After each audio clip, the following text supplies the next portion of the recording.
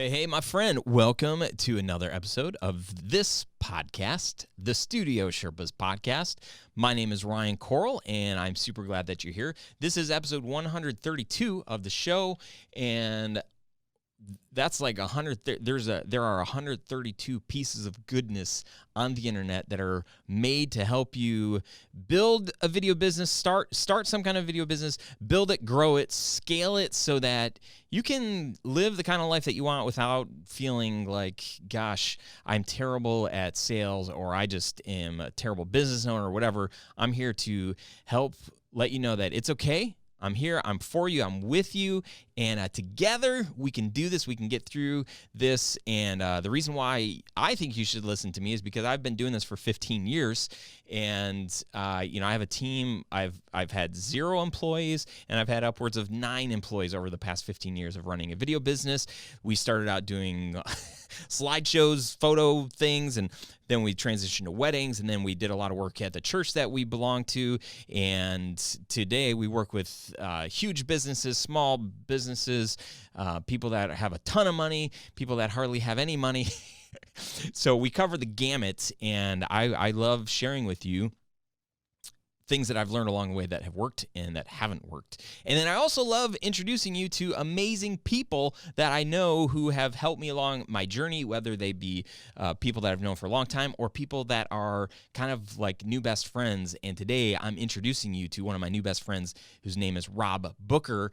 And Rob recently shared at the Studio Sherpas Onward Summit, which was amazing. People loved him. I was cracking up the entire time, but also had incredible information to share with our people. So this episode of the show is sponsored by Storyblocks. If you are in need of video footage, stock footage, or whatever for the projects that you're working on, check out storyblocks.com/Studio Sherpas, and I think they'll pay us tons of money for putting this ad on here. Just kidding. But we use them. We love them. We really have found it helpful to have resources like Storyblocks. So anyway, more on that later. Right now, I want you to know what's in this episode for you today. Big takeaways, the things that Rob and I talk about. What happens when you don't stand for anything as a filmmaker or business owner, and it's not good. Trust me, I know. I've been there. I'm actually transitioning out of a phase of that. So anyway, that's a fun little topic that we touch on. We also talk about what to do if you feel like you need to be creating something new all the time that is tiresome and makes you weary or makes you some weary. Trust me, been there, done that too, and totally not sustainable. If this is something that you want to do for a long time, you got to not feel like that. So also, Rob covers the brilliance of knowing your mission in life and business and how that can really help so many people. And then why Rob decides to be edgy. This guy, in being himself, fully himself, he's kind of he just doesn't mess around. He's him, and it's beautiful, and he draws the right kind of people to himself. So I think you're going to love that kind of talking point, and I think you're really going to enjoy Rob. He's super good. So with that, I hope you enjoy this episode, and I've got a couple of things I want to tell you at the end of the episode, so stick around, okay? Right now, Rob Booker from Simple Branding. What's up? Hey, welcome. This is the Studio Sherpas podcast, and we're here to help you grow your video business, and today we are with the infamous Rob Majewski, otherwise known as Rob Booker, the Booker. I know it's spelled stylist. Majewski, but it's pronounced Booker. Oh man, Rob is he's a number of things here. He's host of the Traders podcast and the Rob Booker Trading YouTube channel. He's author of Adventures of a Currency Trader, former commodities trading advisor who managed a small hedge fund.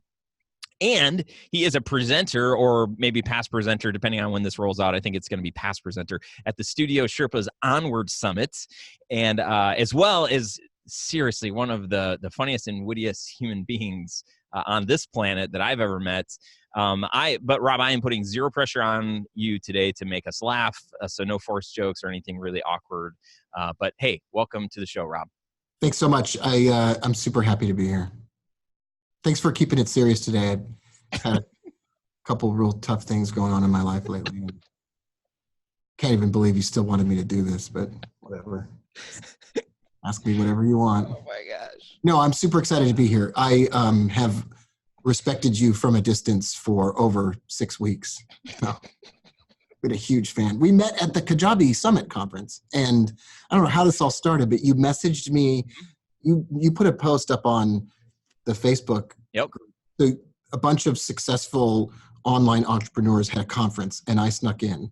And you posted on the wall in that superhero group of entrepreneurs, hey, does anybody want to go to lunch? And I'm like, oh yeah, I definitely want to go to lunch. And then we met, and then forever after at that conference. Forever after. Yeah. So Are you Rob Booker? So if you go to a conference, what you do is find someone that you're friends with, and then every time they're speaking in a group in the hallway, you walk past and you go, oh my God, are you Ryan? And then the people in the group go, who is this guy? Who's this guy? This guy must be legit. Anyway, so that was one of my favorite takeaways from that conference, was to realize, like, I love that we had that, but I was like, this is really good. I mean, I think we just both got it. I don't know if I can find somebody else that I can do that with at another conference, but I will try, because that was super fun. It's especially useful when there's the speaker that just had 1,000 people clapping for them, and they're right next to you, and then they think that I'm coming up to talk to them, and then I switch and I go, are you Ryan? And then like Brendan Bouchard is there, and he's all like, who's this Ryan guy? Anyway, the point of that though is that there's a lost art of endorsing each other for certain skills, and we forget about that, how important it is for other people to know that you're legitimate, not because you say you are, but because you have developed relationships and helped other people in an industry or any other industry, and we forget about it. And it's commonly referred to as a testimonial, but in the standard way that testimonials are done, they're pretty lame and obviously staged.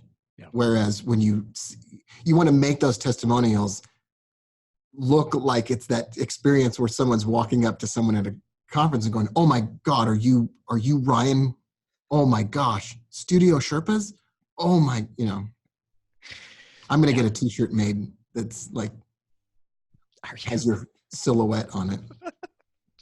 It would not actually be the first t-shirt. I'm going to post a picture.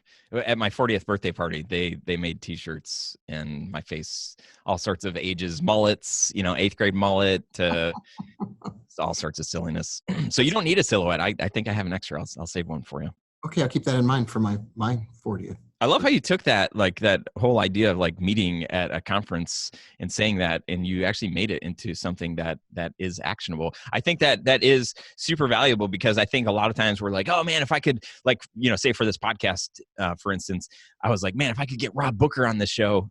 Just kidding. Rob Majewski. No, just kidding. But feeling like if I could get some of these big names, we have had incredibly popular and really, really well-known people on the show.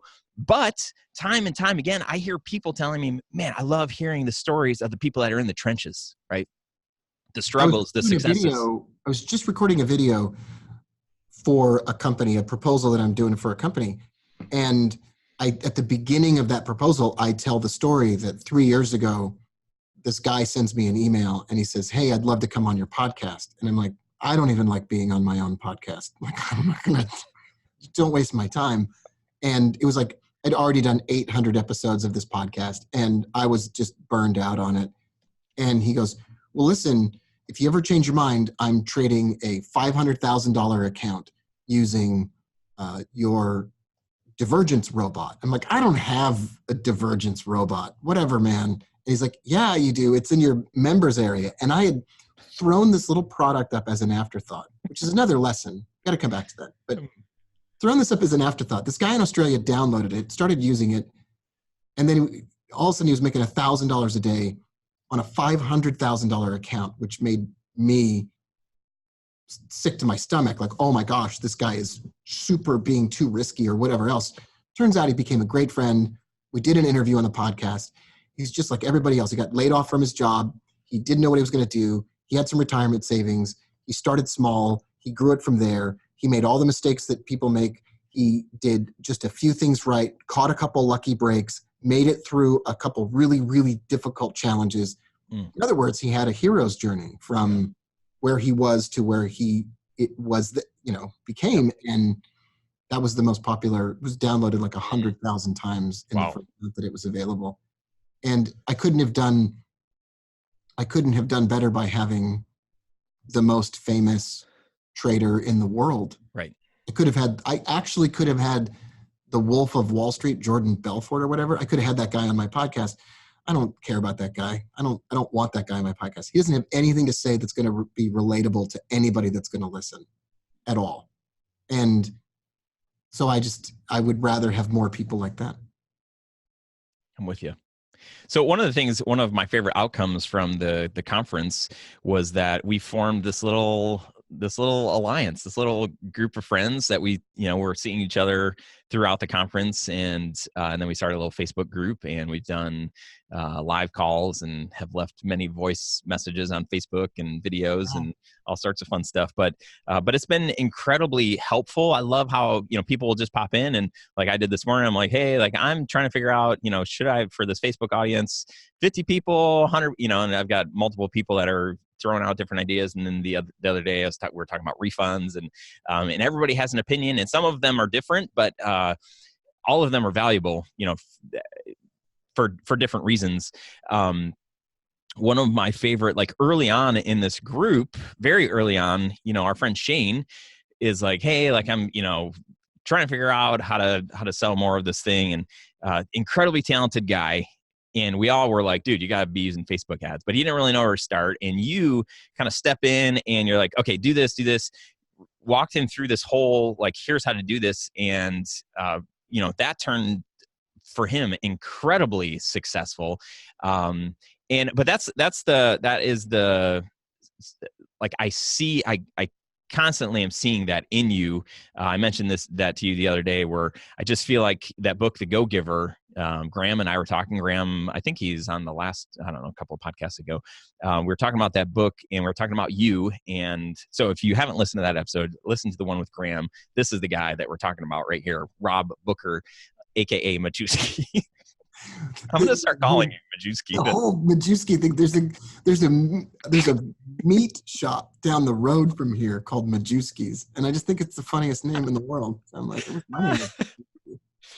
No. So my point being, in that that has been, oddly enough, I don't know, oddly enough or whatever, but for me, that has been one of the biggest, my favorite takeaways. I love the little group that we have. I think it's really powerful and very, very helpful as I'm trying to figure out how to grow my business. And just at the end of the day, what I've seen and learned from you is how to be helpful and offer value to people. You embody that. I don't know, like, where the heck that came from, but what help us, Obi-Wan. How much do you want to know? I'm curious, like, where does that even come from? Where does that stem from? Have you always sort of had that? And I know, like I will preface this by saying, like, some people are just like, I don't know, it's just the way that I am. Like, I don't know another way, so I don't really know how to tell you.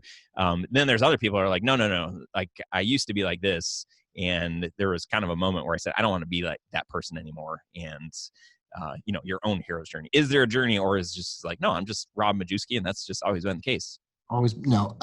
People tell you they don't know. That's a possibility. But so the honest answer is that I grew up in a really difficult situation, and I was always taking care of the adults in my life when I was growing up. And from a very early age, I equated my self-worth and my self-esteem and my value was derived from how much I could give of myself to other people. Wow. And that, obviously, I'm sure there's people listening to this that you can let that get out of hand in your life, for sure, which I definitely did.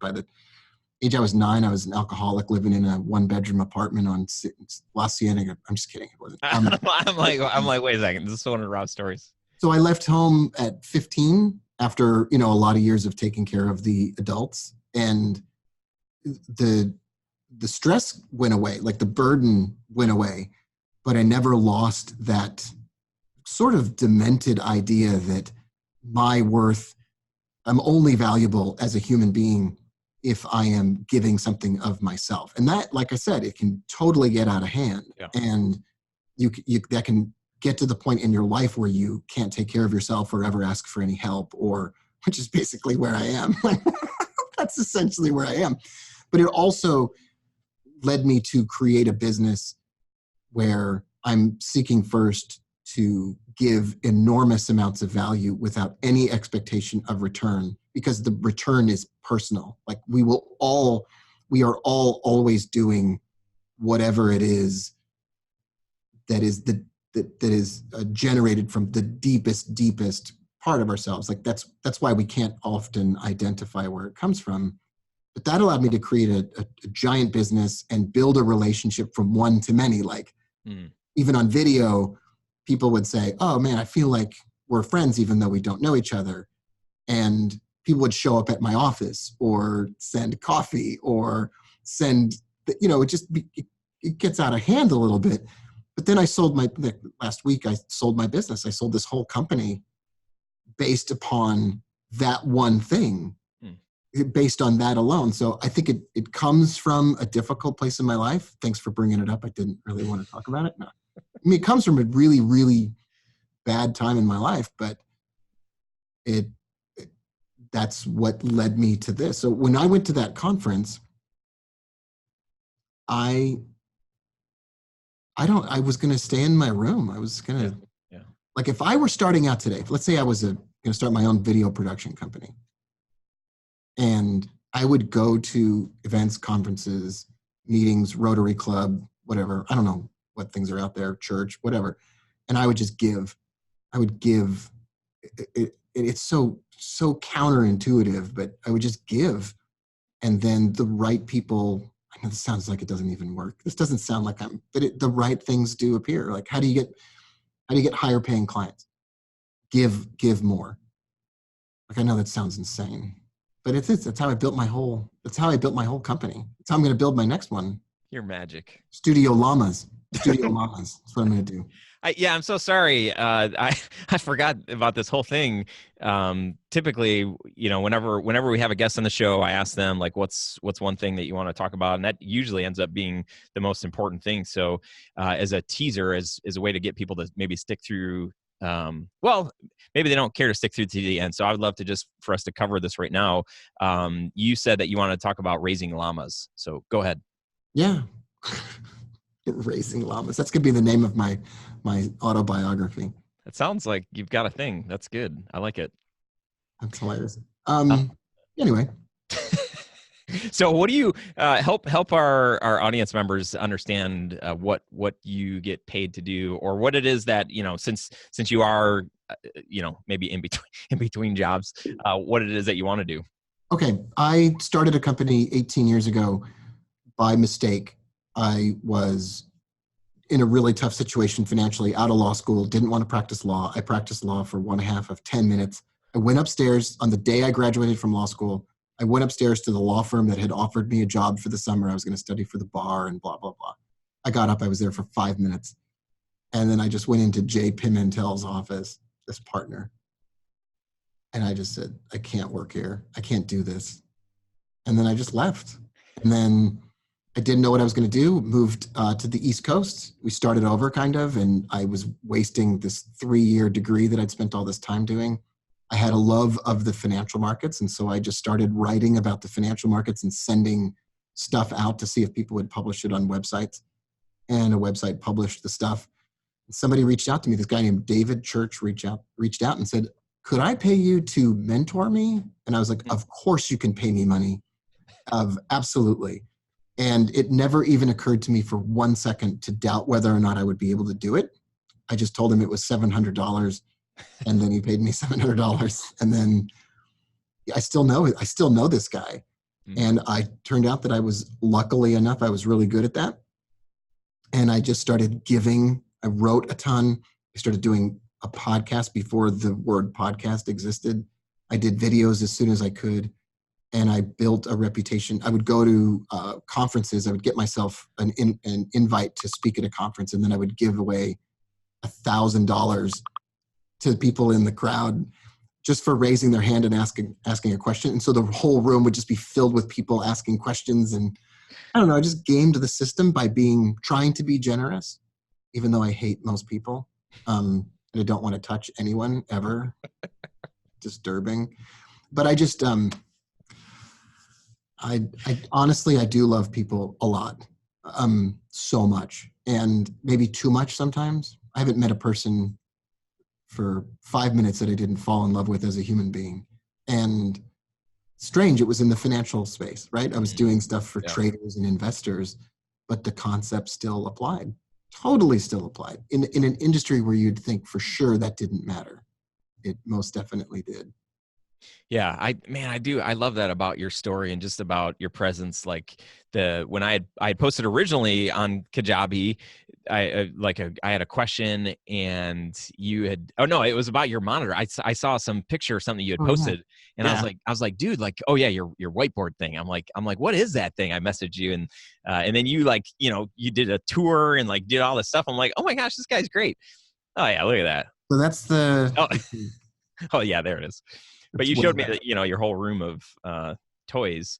But that's when, later on when I was prepping for the conference, I was like, I need to reach out to that Rob guy and see if he wants to connect. And so you definitely have that presence. I've seen it, I saw it at the conference. I've seen it since the conference, where you are a likable guy, giving, trying to add value, trying to just do something for others. It is that people that really do that genuinely, probably maybe back in their mind, are like, I know that, when I do something for others, like it is good for me. It is good for I don't do it so that I experience that good, but it just comes part of that.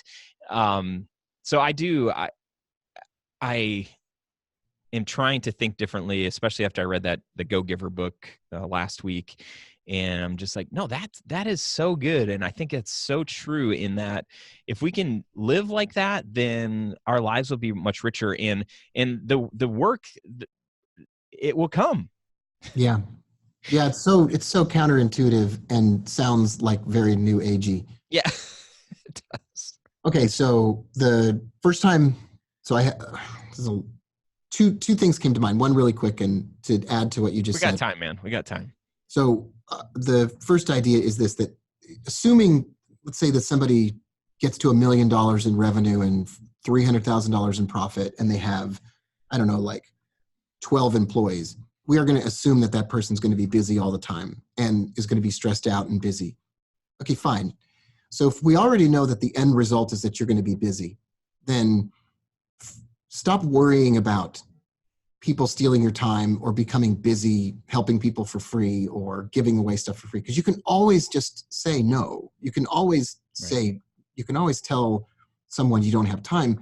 But at the beginning, if you don't have any goodwill built up, then your bank account is empty on the goodwill side. And I don't, especially in any services business where there is a person shaking hands with another person, you're going to do business with people that you want to spend time with and that you feel comfortable around. And you're going to assume that they know what they're doing.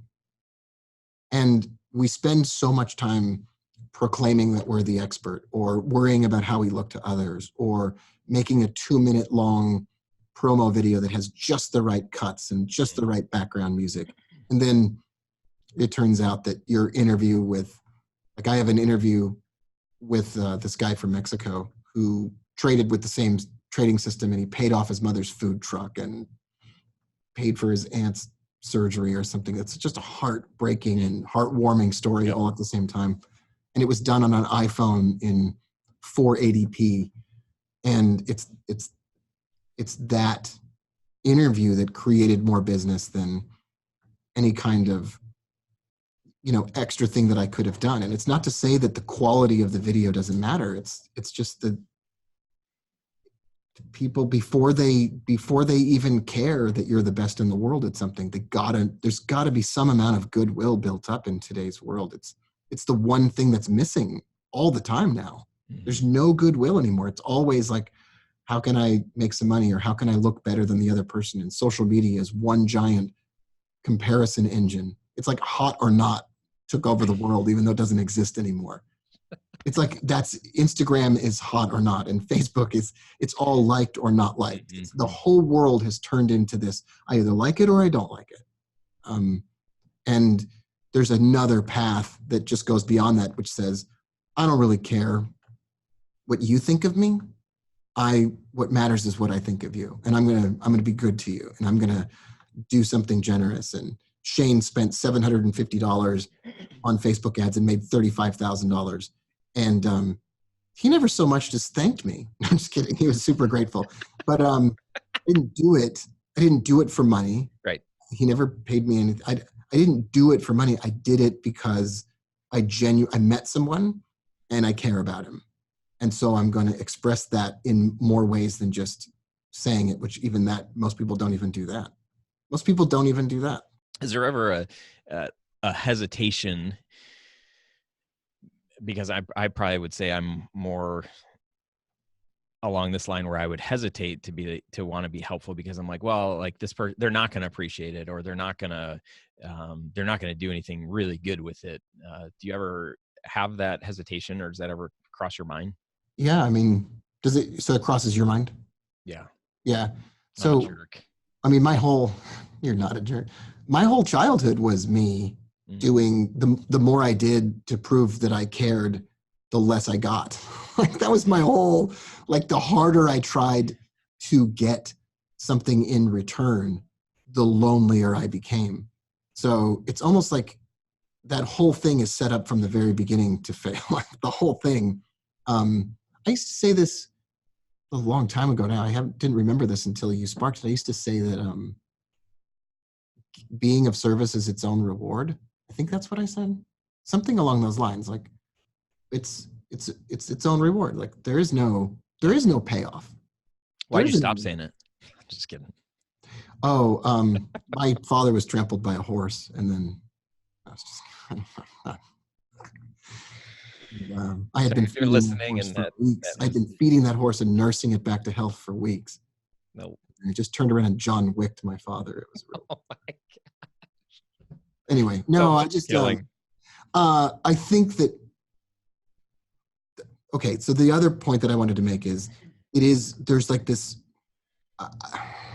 I'd love to, I mean, I taught Shane step-by-step stuff for Facebook ads, right? Okay, so I do that too. But I also, before I went to the Kajabi conference, I did these affirmations, which sounds really stupid. If I hadn't sold my business for a lot of money, I wouldn't even feel qualified to say this, but I wrote these affirmations down, and it said, I'm going to meet six new people. I'm going to meet six new people. I'm going to meet six new people. I'm going to meet six new people. And then every day when I did my 10 minutes of really low quality meditation, terrible. I'm just a terribly distracted person. I have a story about that too, but I would meditate on that idea too. I'm going to meet people. And then you wrote that message about anybody want to get lunch. And I was like, I don't want to go downstairs. I don't want to talk to people. Don't feel great about myself. I don't feel what are all those things. And then I called my wife on the phone and said, I'm going to go downstairs and meet people. And she's like, no, you're not. It's like, no, you're not. You're not going to do it. I mean, she didn't say that. She's super supportive, but I went down and did it anyway. And it's sort of like it, I hate to use this word. It happened. Like it became real. And there's a role that plays in my success, that I expected that at some point in time, really great things were going to happen. And then I just let that go. I just stopped worrying about when it was going to happen, or when I was going to start getting paid, or stopped worrying about it. And it was going to happen. I was 100% sure that it was going to happen. And 2 years ago, I almost sold my business, and then it fell through. The company just they revoked the offer, and they said that they gave me a bunch of requirements that I couldn't meet, and they set the bar too high, and they reneged on their original offer. And it was like heartbreaking for me because I was really burned out, and I needed someone else to help out. And I just spent 5 minutes wallowing in my own self-pity. And then I just said, it's going to happen. Like, I know that sounds, and it did, like it eventually did. And I don't think there's any limit to how well that works, is knowing 100% that good things or whatever it is that you want most is going to happen, and then letting it work itself out as you do good stuff for people. And some people will take advantage of it. Yeah. And you can just, being a good person doesn't mean you smash your thumb with a hammer and then you go, well, I want to be good to my thumb, I think I'll smash it with a hammer again. Like, it doesn't, that's, you can say, nope, you're a bad person. I don't want to, I hope that, I do, there are people that took advantage of me that I hope they're living under a bridge somewhere. I hope a shopping cart is their only possession. Like, and I'm not joking. Like, I hope, I love them, but I hope that they have terrible circumstances in their life and have, everyone's breaking. So it's, there have been people that took advantage of me, and I paid the price for that. So I'll be right back with my interview with Rob right after this. Hey, if you want to make more money in your video business, you got to work smarter, not harder. And as I've learned that, I have come full circle in how I view stock footage. Stock footage used to be the worst, literally the worst. Terrible quality and super small selection. There have been so many projects where we just needed one shot of something pretty specific that we didn't get for whatever reason, or the client just requested totally last minute. I'm sure that's never happened to you, right? Well, someone turned us on to Storyblocks years ago, and it has really added to our edits without breaking the bank and without compromising the quality of the production. They have an enormous library of stock footage, and with the unlimited video plan, you get access to everything, including HD and 4K footage, After Effects templates, motion backgrounds, and more. We have saved our clients and ourselves a ton of money, and we saved a couple of projects that needed that one special shot. Use your content anywhere you like, including YouTube. All content is royalty-free, so you can use it for commercial and personal projects. And new content is added regularly, so there's always something fresh to download. Head over to storyblocks.com/Studio Sherpas to get all the stock footage, audio, and images you need.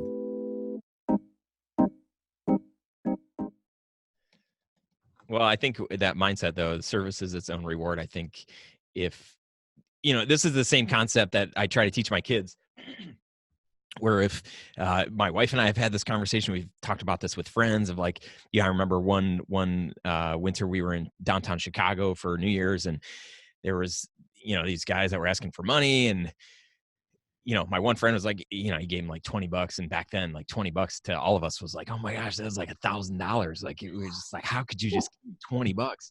And then, the question was like, well, what's he's going to go buy drugs, or he's going to go buy alcohol. He's like, he's going to buy these things. And that's just where our mind went, instead of thinking like, no, this is what I feel like we're supposed to do, or this is what I feel like I'm supposed to do.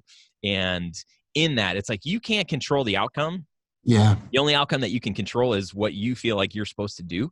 And what happens after that is not in your control. And that's where I feel like we make assumptions, and then we don't do something that we feel really called to do because we're afraid of how somebody might mishandle it or misuse it or whatever. But, just friendly reminder, that's not for us to worry about, to concern ourselves with. It's doing the thing that we're like, no, this is what I'm supposed to do. And that in and of itself should be the reward or the call, or, whatever the thing may be. That's a really good point. And I think in my life, when I have a really big opportunity in front of me and it scares me because I feel like a fraud, or I feel like I'm not good enough, or whatever else, the only place from which self-esteem can come is from doing things that are right, and then building up a deposit of all of those things, which is transferable to other things that you've never done before, which scare you. And I think that the stuff that we're afraid of, that we end up not doing, that we should have done, that would have led to success, it wasn't like we could suddenly generate enough courage on that issue to get over it. It's like it has to come from somewhere else. And that's in my life, when I have missed opportunities or blown something up or ruined it, or just not gone downstairs to meet anybody, it's been due to the fact that I just don't feel good about myself. I don't feel like I'm a good person. Like there is some, at the basest of levels, I feel like, okay, what is it that makes me feel good about myself? I'm going to make sure that I'm spending more time doing that, whether it's service to other people or working out or going running or eating healthy or whatever it is. Like, don't forget, that's probably the most important thing that you can add to your day. So. Yeah, that's good. That's really good. When you look at your career, having a family and just running a business and trying to do the things that, you feel like you're supposed to do, what take me to a moment, take us to a place where you faced a challenge, like there was something, a hard decision to make, or an experience that was just like, I'm not sure what to do. Because I would say, like, in those moments for us, I mean, those typically tend to be defining moments for our businesses and for our lives. And it's in how we respond to those and how we learn and grow from those situations that really make us better on the other side. It's terrible and so crappy going through it. But those are actually the gifts that we can give to somebody else to say, like, hey, here's what I learned from this, and you can learn this too, right?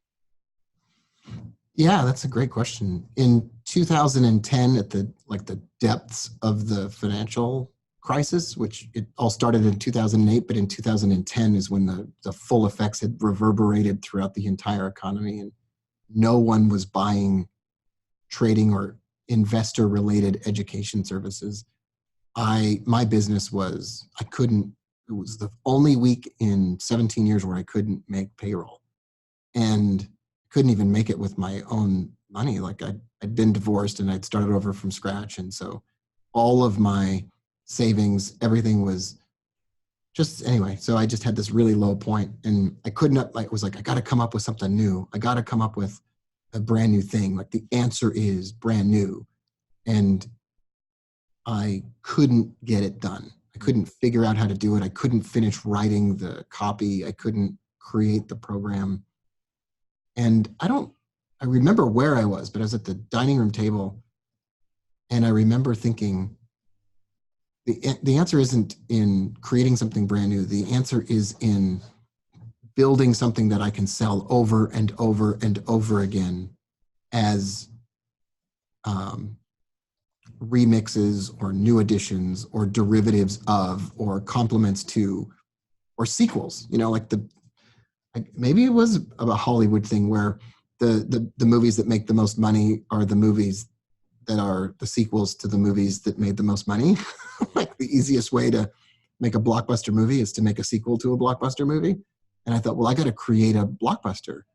And then I've got to relaunch it over and over again. And so for 8 years, I basically sold the same thing over and over again, and went from, I rebuilt my business from scratch. I rebuilt it on the basis of one core product idea. And then I did different versions of it over the years. And that was the huge difference maker. And it took me out of the idea that I have to keep relaunching and keep coming up with brand new things. What I really needed was, I need a core idea that my brand is based upon. So you equate me with X, like that my brand means something. It doesn't mean constant change and always different and never can figure out what's going on. I've got to become a fixed point in the marketplace where if you go, oh, Rob Booker, that's the guy that does automated strategies. That's the guy. Oh yeah, automated robots, whatever. And that's what it became. It just became synonymous with that. And that's how I rebuilt the business from scratch.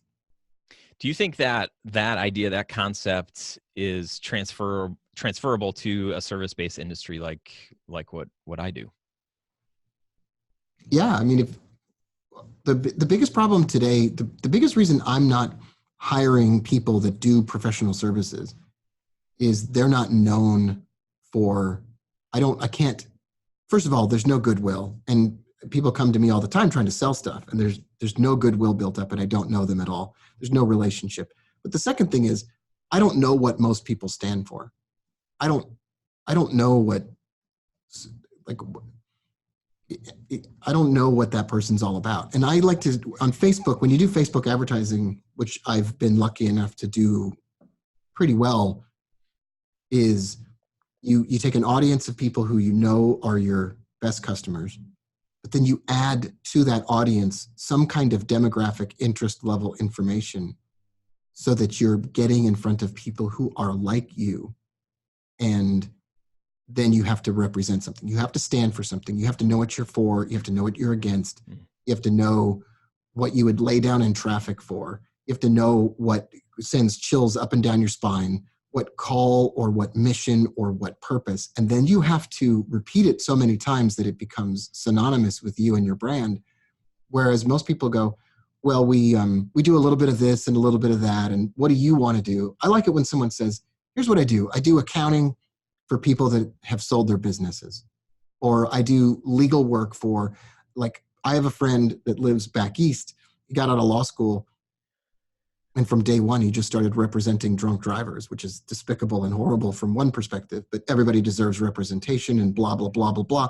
He built a business that makes $100,000 a month, and all he does is represent. He doesn't try to get them off. He built a business where that's what he specializes in, is representation for those people. And you can think it's despicable and you can think it's horrible. And that's the point. He becomes known for he becomes known for that. Mm-hmm. And he provided for his family. He's a totally decent human being. He's, none of his clients have ever gone back out on the road and killed anybody. I mean, he has a whole system of helping people get through counseling, and, and you know what he stands for. You know what you don't go to have a baby and ask a cardiologist to deliver it. You ask a lady doctor person. I don't have any of those parts. I don't know what they are. Still totally unfamiliar with all of it, but maybe that's, anyway. So yeah, I have to know what you stand for besides great video. Okay, great. Like, big deal. Like, so do 50 other people. So what is it that you stand for? Who are you? Are you the Houston's greatest Astros fan and a videographer?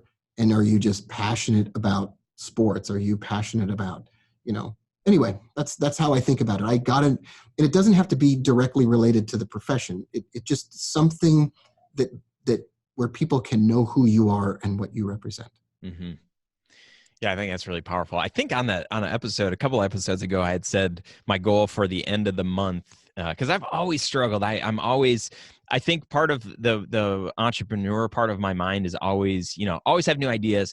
So I'm never satisfied with like my one-liner, my elevator pitch. Just like I've created it 100,000 times over. So, if you were to ask me today, I would just be stumbling over, and it's just like oh man, it just sounds so vanilla. Like I think I mentioned in a previous episode how I'm so tired of the word story, even though it's what we do. But like every brand says that, designers, whatever the thing is, they're like, oh yeah, well we create stories, and it's like, okay, I mean, I guess, but I'm just so tired of using that because everybody uses it, so we all sound the same. So I'm like, what is that?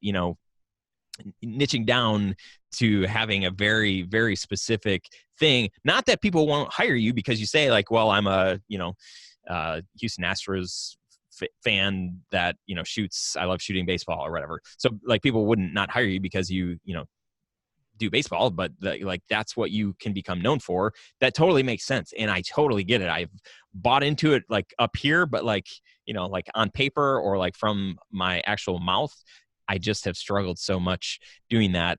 I did a Facebook Live, I think yesterday, and one of the questions that I had gotten asked was like, can you niche down too far? Like how far down is too niche? And I was just like, I dare you to try to niche down too far. I dare you, because none of us do. And wow. I'm in that bus.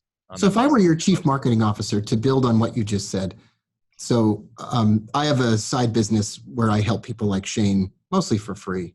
I have a side business that it's good. Yeah, which I'm sure one day I'll sell for $5 million, right? So I'll probably sell this business for $5 million, and I'll have 10 clients that pay me $100,000 a year to do this, but right now it's free because I love it, because I genuinely love this.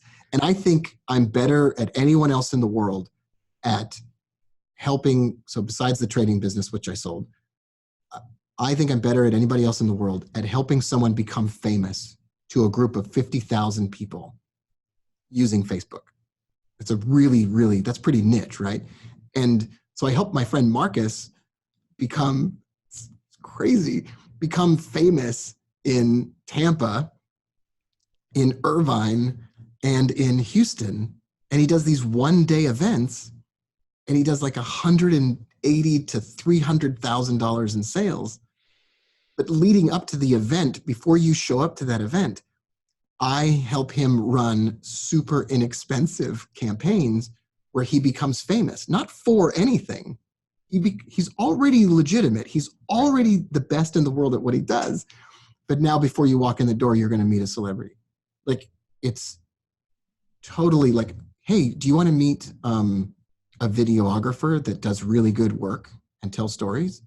No. But if I saw that guy on Facebook at an Astros game, getting out of his car, living a great lifestyle, super happy all the time, wearing an Astros jersey, doing things that I would identify with, and that guy became famous to me in my Facebook feed, and say, hey, that guy Ryan's going to be in Houston. You want to go see that guy? He also does video work. I'd be like, well, heck yeah. And the definition of a celebrity is someone that you see all the time and not for any specific purpose. And I love the fact that right now it is cheaper than it ever has been to become famous to a group of people. And it is so inexpensive that it's crazy. $100 a day, 90 days, you can be famous to any group of 50,000 people you want to, because Facebook is Times Square. And you can pick which Times Square you want to have your billboard up in, and it can be there every single day when people walk through, and it's totally cheap. And that's a pretty specific niche, but it's also a lot of fun. And yeah, I think you get super specialized, and then you just let it rip. You just if I was going to run for mayor of Conroe, Texas, or whatever, I would just become famous in Conroe on Facebook before I even announced that I was running. I would just run ads where I'm like kissing babies and shaking hands. I would do things where I would light stuff on fire in the middle of the street. I would make homemade applesauce by putting a bunch of apples in a trash bag and having cars run over it, and then setting up a free applesauce stand. Like, I just made that up, but I would do ridiculous things. I would throw pebbles at cars until they pull over, and then they get mad. And I'd say, I don't know, my kid ran off. It's my kid. He's always. I have a story about that. Oh, I got to hear this. Oh man. Well, as third grade, Nikki Smith lived down the street, Herd Road in Oxford, and we just thought it was hilarious. Like, cars were driving by. We were on the, it was like a perpendicular, like the road came to an end, and cars were driving in front of us, and they couldn't see us because they were driving fast on the dirt road. They were probably driving too fast. They deserved to have cars thrown at them. So we were just picking up rocks, from the gravel road and chucking them. And I think we hit a couple, and then all of a sudden, this guy who was going, I don't know, 30 or 40 miles down this road, we hit him. He slams on the brake and does a 180. And we're like, oh my. He does a 180, comes around and we're just like, we were froze. We were like, what the heck? And he like drove all the way up to us. He gets out of his car. We're like, I'm dead. And he like got our phone numbers and called our parents, and we didn't have to pay for anything, but it was one of the scariest moments of my life. So I did the same thing, but with I can't remember what it was, like a burning banana in the middle of the road or whatever. And I was in third grade, and the car stopped. He pulled over and he goes, "What is your name?" I'm like, "Stanley Majewski." Like, you think I'm going to tell you my real name? My phone number is, and yeah, I remember that. That was oh my gosh, I'm trying to remember. I might have given the wrong name. Yeah, no kid ever gives their. I think I might have done the same. Oh, that's so funny. Oh my gosh. Yeah, Well, I think we're afraid to get into trouble. I think we're afraid to. Yeah. we're a little bit afraid of rocking the boat because we're like, oh, who am I going to offend that was going to be my next $100,000 customer? And I'm just like, no one wants to hire someone who is going to play by the rules. Yeah. You're going to hire someone who's going to game the system and be a little bit edgy. And we all want to have as our wingman someone who's going to take us to a place that we wouldn't go to on our own. That's who we want to hang out with. And the same is true in business too. If you provide a professional service and you're just trying to look like everybody else because you don't want to offend anybody, you're just not going to. There's a place in hell for people who don't stand for anything. That's from Dante's Inferno, which I wrote my thesis about. But there's literally, it's not literally. Literally, I've been there. Okay, I went there. Long story, but I had a dream. And German Shepherd was driving me in a car. And next thing you know, no. But there's a place in hell for people. And they are doomed for all eternity to walk in a circle holding up a banner with nothing on it. And that's what most of us are living, these quiet lives of desperation where we hope we don't offend people and don't stand for something and don't want to rock the boat and are afraid what we're going to look like if we I'd rather cause a little bit of trouble and have my friends at the Kajabi conference get a little bit nervous. I'd rather that be the case. I think that's one of the things that I learned from you too. Just your sense of identity. Like, it is clear that you know who Rob Booker / Majewski is, and you were fine walking away from your business, moving on to the next thing, even though you're kind of like, here's what I want to do. Like, who knows? I don't know.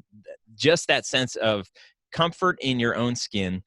Even as you're talking about, becoming famous, I'm like, man, it sounds good. But I'm like in the back of my mind, I'm like, oh my gosh, like, I just don't, and I'm extroverted. Like, here is the weirdest thing about me. I like being in front of the camera. I like, having a podcast. I like hearing my own voice.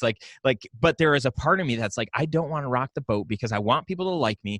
I feel a sense of that's what I owe people and it is it's like so backwards. I'm afraid of rocking the boat and I could post so much stuff on social media that I just feel like this is who I am. This is what I care about. I sometimes have the wrong perspective on stuff, but I love learning what the right perspective is. I love being challenged, but I don't want to hurt people's feelings. I don't want to isolate people. I don't want to, offend people.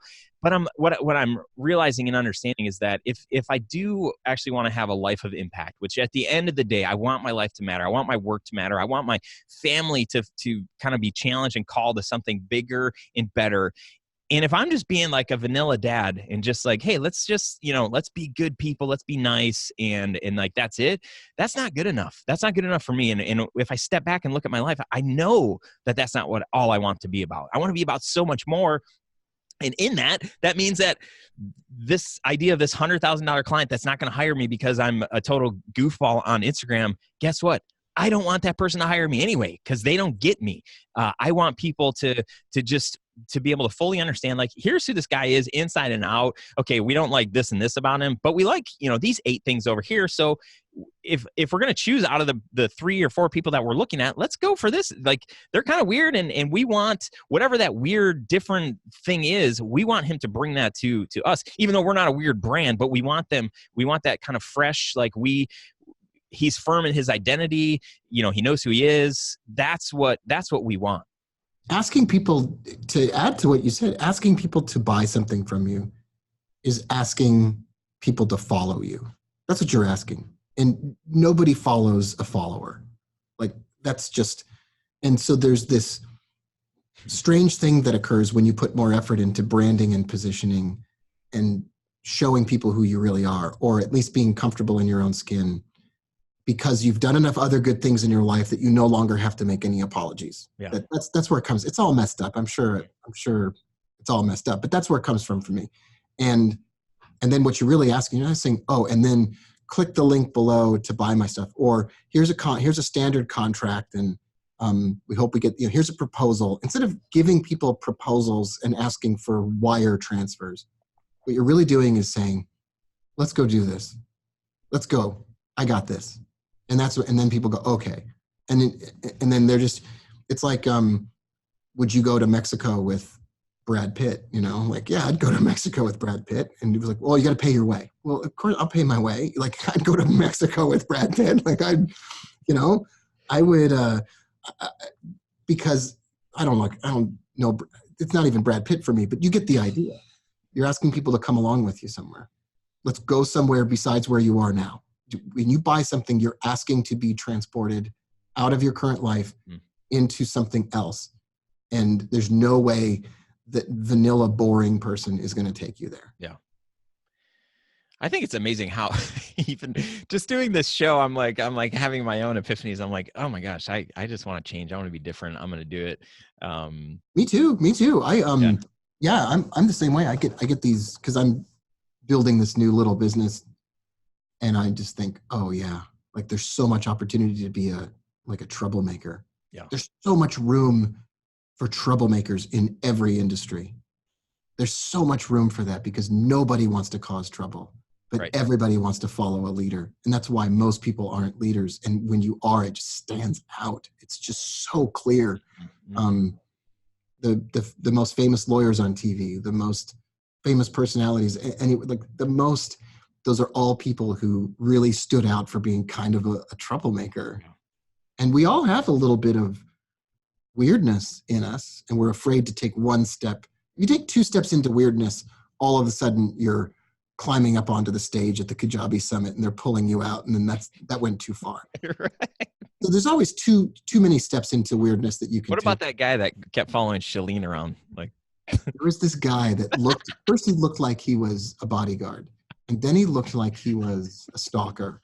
And then he looked like that one swordsman from Game of Thrones that keeps wanting someone to give him a bunch of land and a bunch of... yeah, oh my gosh. He looks like that guy. And I was like, can't remember his name. Guy from Game of Thrones. And he's in John Wick 3 too. He's in that movie too. Oh shoot, that's amazing. We're nearing the end here, but I did want to hit on your terrible meditation practice. What is that? So 10 years ago in Orange County, I went to do meditation with a little group, and it was focus on your breath. And then I went to a big, huge weekend retreat for meditation, and it just didn't work for me. And I wanted it to work for me, but it didn't work for me. And I just felt like I was doing it wrong and whatever else. And so I finally, after listening to Jerry Seinfeld talk about it, and Howard Stern talk about it, I went and paid for transcendental meditation training, which just seems like such a scam. Just such a scam. Like, oh my gosh, can that not be a bigger scam? And you go do the training. I thought it was a total joke. I thought this guy, this weirdo from the late 60s, it was the weirdest, just whack job ever. Level two weird. And then, level 2 weird. And then they give you your mantra, and you get trained to do your sit down and repeat your mantra. And I kid you not, like the very 2 months later, I had a $500,000 sales month. I had gotten rid of every toxic influence in my life and ended a bunch of relationships. And someone said, wow, you're really different. Like my friend Jared was like, yeah, you're really different. Like, what's gotten into you? And I was like, I don't know. He's like, didn't you do like that meditation thing? And I was like, holy fudge muffin. Like, oh, and it didn't even connect the two, but I know it sounds like, nobody should pay the money, but I did. I paid $1,000 and I went and did it. And I was like, oh my gosh. And so I do transcendental meditation. Like who knew? Like I'm a part of a cult. And this guy, like I said at the end of the training, this guy, Robert, the trainer, is like, so what did you think of the Maharishi? And I was like, that guy's a nut job. And he goes, well, we're in the group of people, like getting trained. And he goes, well, the good thing is it doesn't matter. Like, it doesn't matter if you even believe it works. I'm like, oh, this is my kind of cult. This is my kind of group. And then I never went to any of the potluck dinners. I don't, I don't care about any of that. And I wouldn't, like, he said, it doesn't matter if you believe it. And it's like, oh man, this is awesome. That is fantastic. And so it is. I do, and I pray and do, a lot of other standard, religious type things. But Yeah. that meditation is, it's just that. And I don't even do it the same amount of time you're supposed to do it for. And I listen to like the Calm app, like little birds chirping in the background while I do it. And 10 minutes instead of 20 minutes, once a day instead of twice a day. Totally like I'm a completely different human being. Yeah. Wow. That's neat. I would love for people to know how they can connect with you. Some simple branding. You got something else how can they find you? How can they follow you? Well, if you liked this interview, my name is Rob Majewski. Rob Booker. If they're going to be looking online like Rob Majewski. How do you spell that? Okay, so my old business is Rob Booker Trader. It's all over the place. I've basically flooded the internet with that kind of stuff. But my new business is Simple Branding, and it's a business designed around the idea that for either free or a very small amount of money, I'm just teaching people how to become famous to a group of 50,000 people using Facebook. And you can just go to simplebranding.com and strike up a conversation. If you jump on the little messenger pop-up there, you can strike up a conversation. I probably won't answer, but you can give it your best shot. Oh, Rob, this is fantastic. Let's leave. I would love just kind of last thing, parting words. What's one thing what's one thing person listening, what's one thing they should think, do, or say or something because of this episode, because of our time together? Get out of your own way. Get out of your own head. Stop. Like, get out of your own head. Like, you are the only thing between yourself and whatever it is that you want. There is no external, there is no outside force. It's all just get out of your own way. Biggest thing for me. Yeah. Yeah. I think that's really good. I think there's a lot to that. Think on that. Do that. I love that. Rob, this is super fun. Thanks you made me laugh. I told you that was not the point here, but you did. What's your one thing? You succeeded. Just get out of the way. Like, you're in my way. I'm driving. Get out of my way. My one thing. That's a good question. I asked the questions here. What's good? This whole thing. I would love. The thing that I'm challenged with is this whole identity thing, and feeling like Graham talked about it too. He talked about, his hero image on his website and how he's wearing something that he doesn't normally wear, and is like, wait, what the heck? Who am I trying to be? And I feel like I have taken the safe road in a lot of areas of my business, even though I would say like, no. Like I try to go out of my way to tell people, here's how we can help them. But I haven't done anything to really set us apart. I look at our VTO. It's like this EOS thing, the way that we run our business, and some marketing language that we use. And I'm like, this is like so. It's like saying like one of our core values is integrity. Like, it doesn't mean anything. That's what everybody says. So it's really challenging me to think through like, okay, what I'm afraid to go online and to get 50,000 fans, because I'm like, oh my gosh, then I feel like I'm responsible for something. So it's a lot easier to not feel responsible. So I would just challenge you who's listening too, like if that's you too, if you feel like me, I think pushing past that and trying to figure out like, what is that thing? Do we think that if we look professional, if we sound like, our competition or whatever, then we've got a better chance of getting the work that we want?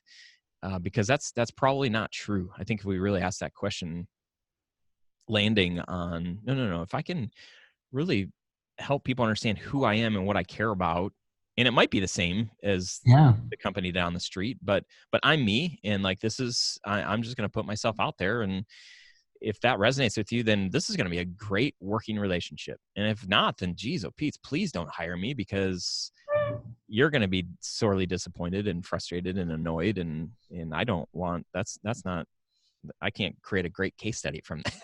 So true. Wow. Okay. I learned a lot. Yeah. Awesome, my friend. Thank you. Thank you so much. And so I'll see you soon. But if you're listening to this, you'll be able to see Rob, but just not at the conference, unless you're coming to the conference. I don't know. I don't know. It's like you already saw me. Continuum. I don't know how this fits and where. All right. Appreciate you, brother. Okay. Talk to you later. Love you, man. Bye. Love you too. Bye. All right. All of the show notes can be found at studiosherpas.com/132. Links and all that stuff. So make sure to check that out. If you like this show, please share it on social media. Feel free to rate it on the iTunes store as well. That's cool. That lets me know that you like it. And if you have ideas of topics or people that you'd like to be on the show, if you have questions, sometimes I do Q&A type of stuffs. So anything like that, please send it on over. Best email address for us is hey@studiosherpas.com. And next week's episode, you guys, Sean Cannell from the YouTube. This guy, I get famous people on this show sometimes, time to time, and he's one of them. If you go on YouTube and type in like best camera to use for YouTube, or he has so many things like that where he pops up and he's like the first 8 videos, first 8 things that you would find in Google, or definitely the first videos that you would find on YouTube. So anyway, the guy's a genius. Here's a little sneak peek at next week's episode. You're not going to want to miss it with Sean Cannell. Check it out. Well, YouTube's crowded, more crowded now than it was in the past, sure. But even the skills of communicating in modern media, social media, online marketing, when you learn those now, you might in 2 years, when my Facebook merges and a whole new platform, what you learned because of taking actions and hustling now will be the skills you need to actually jump in and kill it on the next thing. All right. Hopefully you come back next week and check that episode out. If you're not already subscribed to this channel or podcast, however you're consuming this, I would say do it. It'd be the best decision that you make this year. Okay, maybe today, or maybe just like this hour, whatever. It could be a great decision though. And then if you are wanting to book higher paying jobs as a video production business owner, freelancer, whatever, however you say that, you're doing video work for clients. If you want to work with better clients, book better paying clients and jobs, bigger jobs, all that stuff, I have a free training at studiosherpas.com/workshop that I want you to check out because number one, it's free, and I'm giving you good stuff that can really help take your business up a notch or 2 notches or a bunch of notches, so you can charge what you're worth, really work with the kind of clients that you resonate with, that you like, and that are going to pay you the kind of money that you need to be making. So, and then if this is a business that you want to do for a long time, you have to be thinking about it like a business. So, check it out. It's studiosherpas.com/workshop. Totally want you, if this is your calling and this is what you're supposed to do this season in your life, I want to be able to equip you with the things that are going to help make the path, the journey easier, so you don't have to learn from the same mistakes that I've learned from over the past 15 years. Super long time. Can you see the gray? Not if you're listening to this. You can't see the gray. But anyway, that's all I got. Let me know if you want to talk. Just kidding. I don't know what to say now. I'm supposed to end this thing. Have an amazing day. Make it an amazing day. I hope you do, and I hope to talk to you soon. See you later. Bye now.